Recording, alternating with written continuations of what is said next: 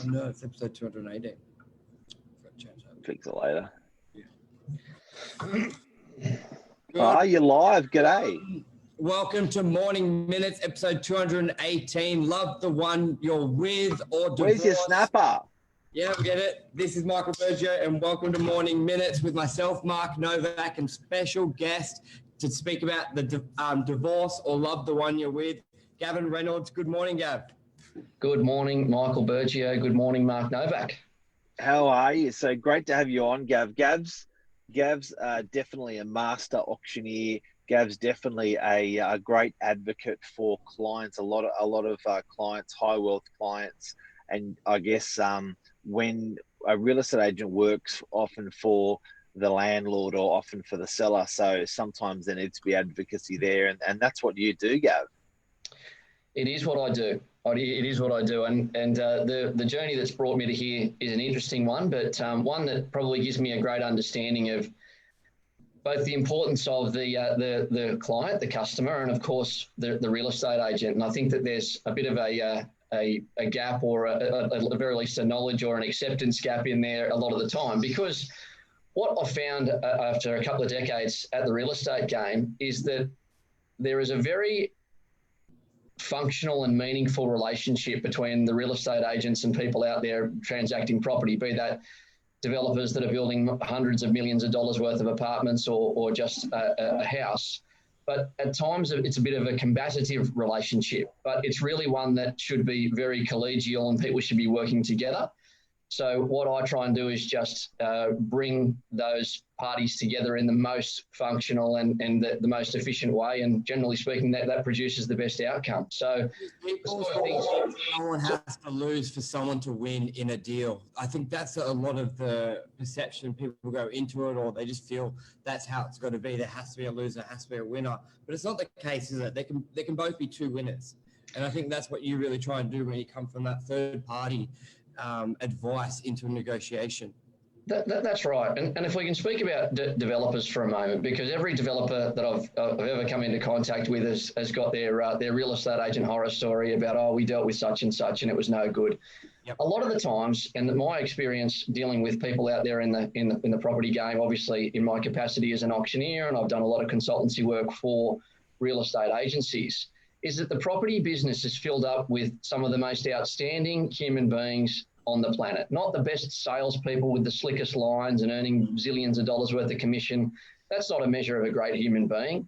It's how well they manage to navigate through life and have a true attachment to wanting to serve people. And that's the majority of people in the real estate game. It's not always the lens, though, that developers look at the real estate agent through. But the real estate agents are really good at managing, herding the cats and pulling deals together. They're not going to cure cancer. They're not going to do any of those sorts of things. They're just really, really good at pulling the transaction together, buyer and seller together at a mutually agreeable price.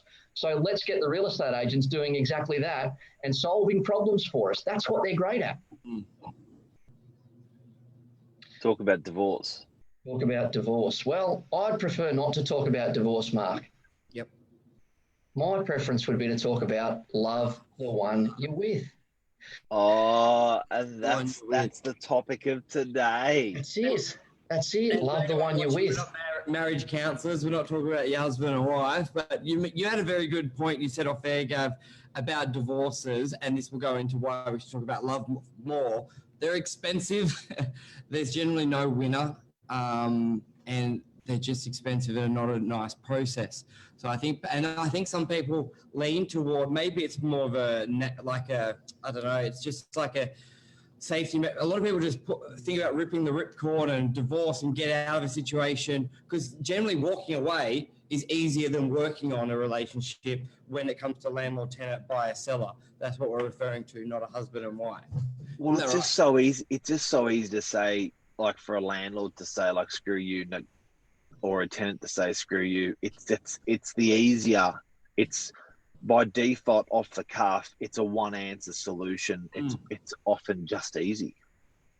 So can I go just one step further back from that? Because I think that what you're both referring to is a situation where the landlord and tenant see themselves on completely opposing sides of the transaction or opposing sides of the argument at all times in all circumstances. So again, just to give the viewers and listeners a bit of context there, with my business partner and I run, in addition to the auctioneering business, I also run a series of commercial property management businesses up and down the east coast of Australia. Yep. And one of the values that we have within that business, and I know this is very much consistent with how the team at Novak run their business as well, is probably one of the ideas that I just borrowed from you, Mark, with your permission, of course. But the tenant and landlord need to look at the occupancy of the property as a partnership. Whilst ever it is seen as a situation where there are these two warring factions on either side of the argument, if that is the situation from the day that the lease is signed, then there is no other way for it to finish up, or the most likely outcome is for there to be a separation or bloody bodies laying everywhere at the end, and they can't wait to be away from each other. Whereas if from the outset, the entire context, the entire lens that they are both looking at it through is we are in this together and we benefit from each other's prosperity in the transaction, that can only be a good thing, because it's going to want to make them stay together, as opposed to I can't wait till my lease is over so I can either get rid of this tenant or hammer their rent up because I really want to get them if I'm on the landlord's side, or I can't wait. Nothing will be more satisfying for me, given what a hard time I've got from the landlord, to actually go and give them the termination notice and tell them that I'm leaving the property. So yeah, but there's so much of that going on. There is so much of that going on at the moment. It is an underlying thing that no one knows what's happening unless you're a landlord or a tenant experiencing what you just said. Guys and girls, I've got to tell you, there are a bucket load of people that are like that. And we know we've got landlords like that. We've got tenants like that. Yeah. I reckon I really should, that property manager there really needs to step in, because a lot of the time it's how the property manager conveys either party's point of view determines that sort of feeling during that negotiations. And I think a property manager really needs to take onus on that situation and try and keep that love there between both parties, rather than turning each other against each other with those feelings. Because a lot of the time, Gav, the owner may not even be in direct contact with the tenant, or vice versa, and they've just got this animosity towards each other, and so you guys have never met. And then you think, well, that property manager really needs to step up and sort of build that bridge between both parties, because they definitely shouldn't be feeling like that, and a lot of time they are when they haven't even met each other. So what sort of suggestions do you have in that for property managers out there, or a seller or a landlord or tenant who have that feeling and they're like, hang on, I've actually never met the owner. Why do I think he's an idiot or a mean? What's wrong here? Sure. And Corona's added a lot of pressure to this, Gavin, yeah? Sure, but when the world gives you lemons, make lemonade. Yep. There has never been a better chance for us to bring the landlords and the tenants together, or the buyers and the sellers together for one common goal, regardless of whether we're transacting property or whether we're just trying to further improve and cement a relationship. Now, Burge said at the very start of this that we are not in here trying to offer marriage counselling. We are in our own way, because the principles that apply to a great marriage also apply to a great relationship between landlord and tenant, buyer and seller, or any of those sorts of things, because everybody can do well out of a transaction. It really is possible, but that needs to be the context with which everybody approaches it from the outset. So just as far as some of the suggestions that we can, we're in a situation now where even some of the landlords and tenants are probably feeling a bit combative at the moment. What we can actually do is we can just use Corona as an opportunity to push the reset button and say, hey, this has been all too frequently used. We are all in this together. It's going to cost you money to go and set up somewhere else, and it's going to cost me money if you leave. Just call a spade in the transaction. Call a spade in the situation and say, so Sorry, there's music. I've got music in the background. Where's that from? Oh, that's from me. Sorry. That's okay. That's well said. A spade is a spade. A good situation's good and a bad's a bad. Just that honesty. I know I had that with I was showing a property yesterday with a buyer, and they were talking about the rents being reduced, and it's just like, yeah, it's a shit situation, but you're going to own this for a long time. Let's focus on the bigger picture. And he's like, yeah, well, honesty. Yeah, it is a shit situation. A lot of rents are being reduced. A lot of tenants are struggling. A lot of landlords are struggling. And anyone selling, like at the moment, it's generally not the best environment. So they need to be sold. So let's face it, it is what it is. And I think we forget about the discomfort. There's actually a lot of discomfort that the tenants are feeling because of the restrictions and because of what's happening with their businesses that the landlords are not aware of. Equally, there's a lot of discomfort that the landlord's feeling, not having their rental payments, and particularly in their business. People forget, tenants are forgetting that the landlord's exposure is just not to that property. The landlord's exposure. So they're thinking, well, I've been paying my rent on time. Now I want something off of my rent. But they isolate that the landlord, if their only issue is with that property. That landlord could have lost their job. Their wife could have lost their job. They could have lost their home. And this is the only thing so it's got to be very holistic in its view when you're talking to the divorce counsellor, real estate agent, in what are you feeling, Mr. Landlord, and what are you feeling, Mr. Tenant, and bringing it all together, yeah? And not only with the tenant as well, a lot of owners are like, the tenant, that business is their livelihood. Like rent's generally only a 20, 30%. Like if you think of your revenue, most people aim for rent to only be 20, 30%. So when a tenant can't pay rent, they can't pay for petrol, they can't pay for their house, and they can't pay for anything. So I think a lot of landlords have sort of forgotten that it's not just why can't you pay the rent, because that business generates everything, generates their super, generates their savings, and generates the rent. So if they're only, instead of getting 10,000 revenue, getting 1,000, that's 1,000 they're going to live off, never let alone the rent. I think I think a lot of landlords didn't appreciate that with tenants compared to residential. Like when you look at a tenant, yeah, they get $750 a week for JobKeeper, but if their rent was $4,000 a week and they got to live off $3,000, $750 doesn't cover anything. And they were a lot more open to they were very vulnerable compared to, say, a residential tenant where, yeah, it was just different. I think a lot of people forget that on a commercial tenancy, it's not just the rent, it's their livelihood, it's everything. So let me just sum up I think the simplest possible tip that I can give, and this comes back to what I was touching on before about us, being marriage counsellors for things that aren't your traditional form of marriage. Mm. If a relationship is to remain functional, it requires communication. It can't just be communication at times of crisis. Yeah. So constantly checking in on both sides is our job, us property people. It is our job to continue to move the chess pieces around, because we have the visibility on all parts of the market, all parts of the individual transaction, and all parts of the greater things happening in our specific geographic area. The landlord is there dealing with all of the stuff that they've got to manage through in their lives. The tenant is just trying to keep their head above water and return to prosperity in their businesses. So it's our job to try and create an environment where everybody is seeing things as they are, not worse or better, just as they are. We need to give them a very, very concise snapshot of what's happening and encourage them not to be one of the statistics that either has spent way more than they should relocating their property, or their business rather, and putting their business under further stress.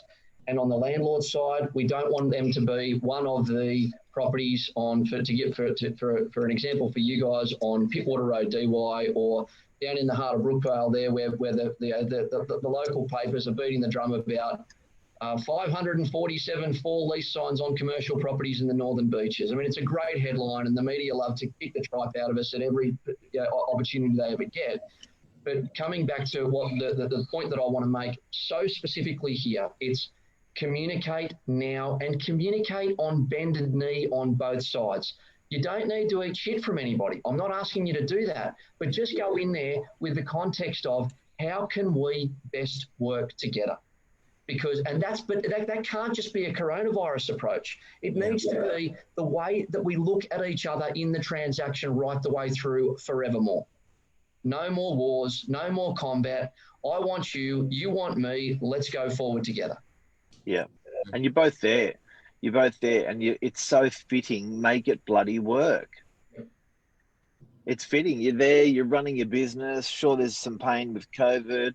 Owner, come on, let's do something. And then, it's all there.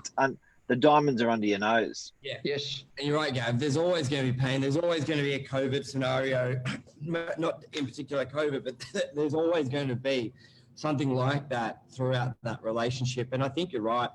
The tenant wants to be there. They don't want to relocate, and the owner doesn't want it empty. And I think sometimes they put their guard up or get a bit stubborn, pretending that's not the case. But let's face it, you both want to be there, so communicate it through.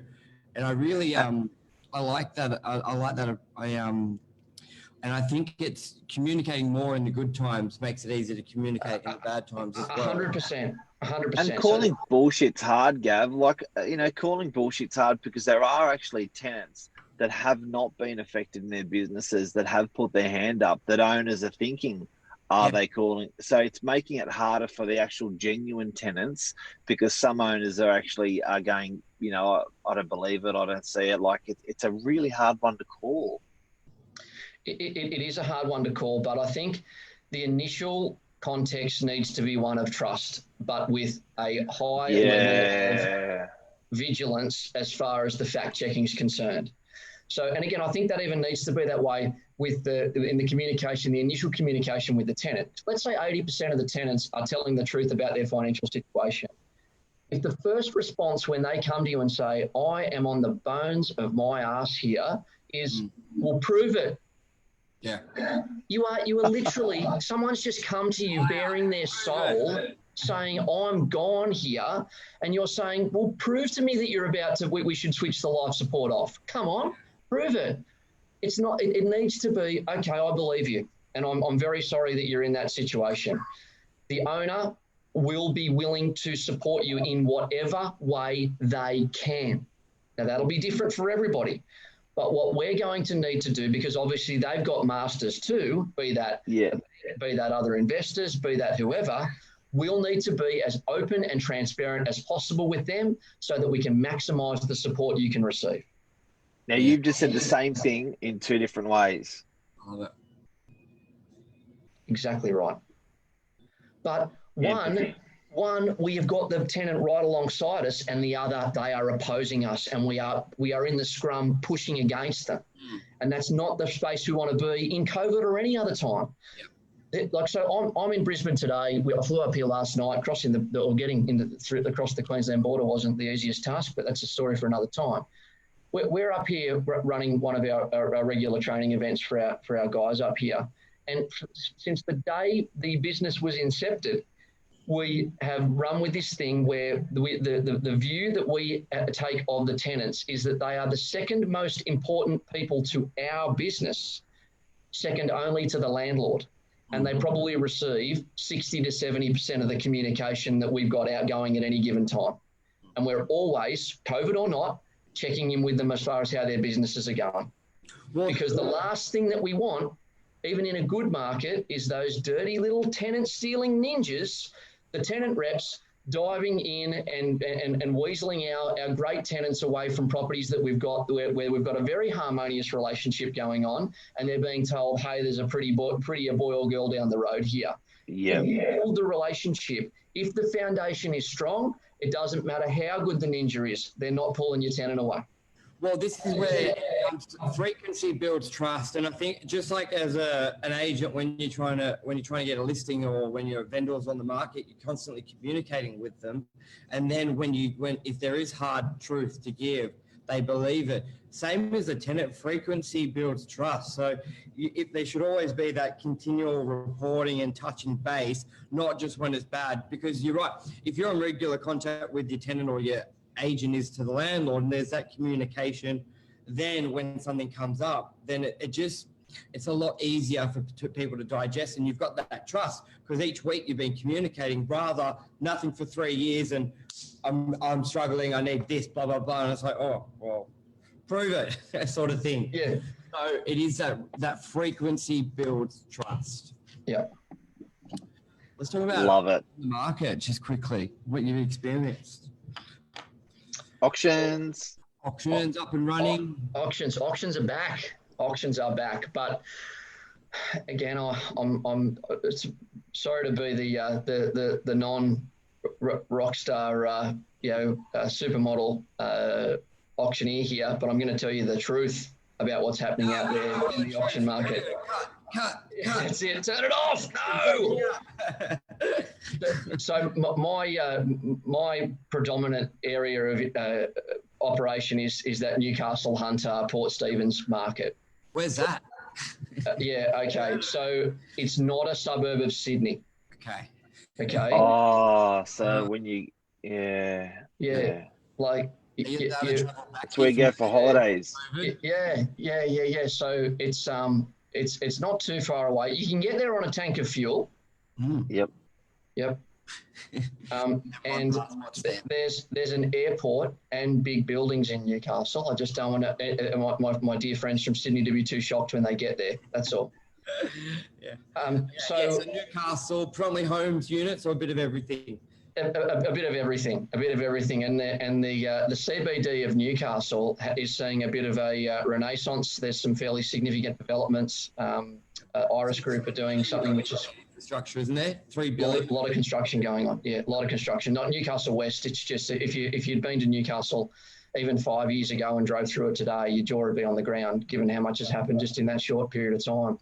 But wow. I mean, and what shocks a lot of people about Newcastle is that the values of the properties are significantly higher than what people outside of Newcastle and specifically Sydney would expect. You know, I mean, people come out of Sydney expecting to be able to buy houses in Newcastle for 200 or 300 or 400,000, and there's regular transactions in Newcastle at $4, $5, and $6 million for homes. Yeah.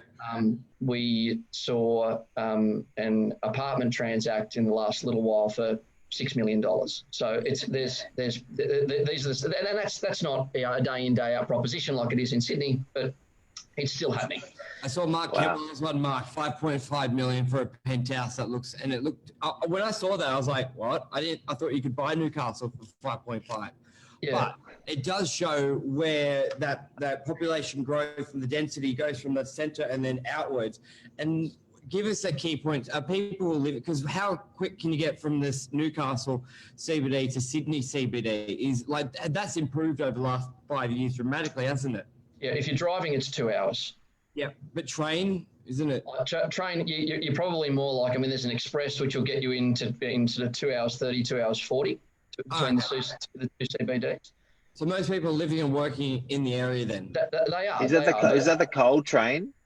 The coal train. What you do is you get in one of those sperm suits that they do the asbestos, and you just jump in like the third carriage, and they know just to slow down as you're going through Central. So 2 hours and 40. There's some mattresses on the side of the track, and you just jump. So jump. Yeah. So and how's that growth been just during COVID before? Are you back to where you were with auctions, or are you? Yeah, so we are, but again, just wanting to paint the most accurate picture. The numbers have improved significantly. So obviously we went into the COVID situation where we were calling the auctions only online, which was an experience, but one that was surprisingly rewarding. I didn't think it'd be as well received as what it was, and it's really encouraging to see that that's occurred. Then obviously they let us loose again with some regulations around social distancing and the like, and we were running, and still are to this day, running the auctions in hybrid. So we do the online bidding auction as well as on site, so people can participate either way.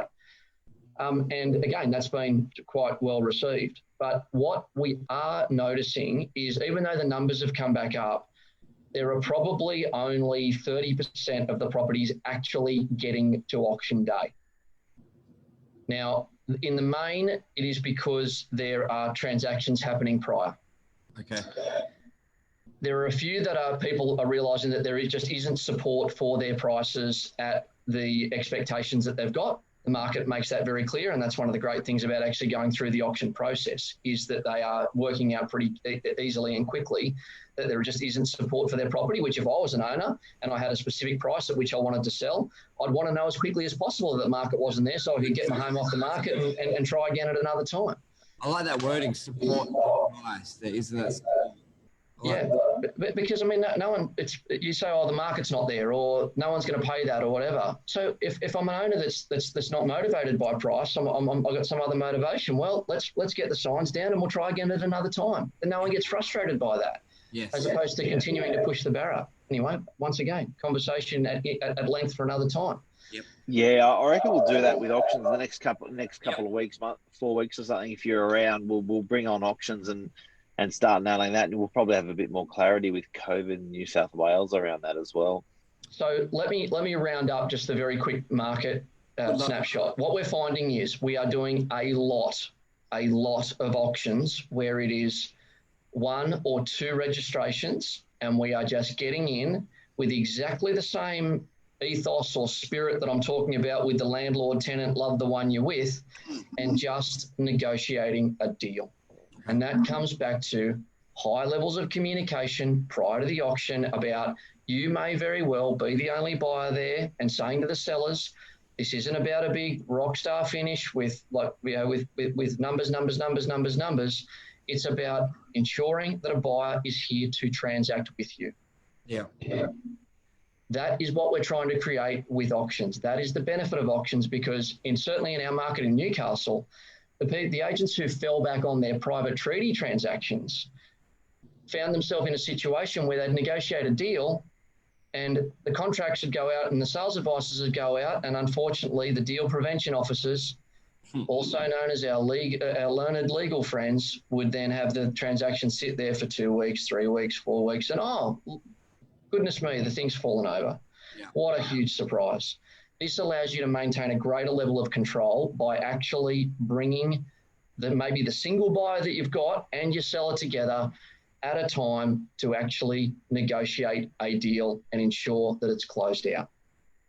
So much so that you're now actually getting 30% of the auctions now in the auction room, rather than what were the numbers before? That's probably double the amount of people.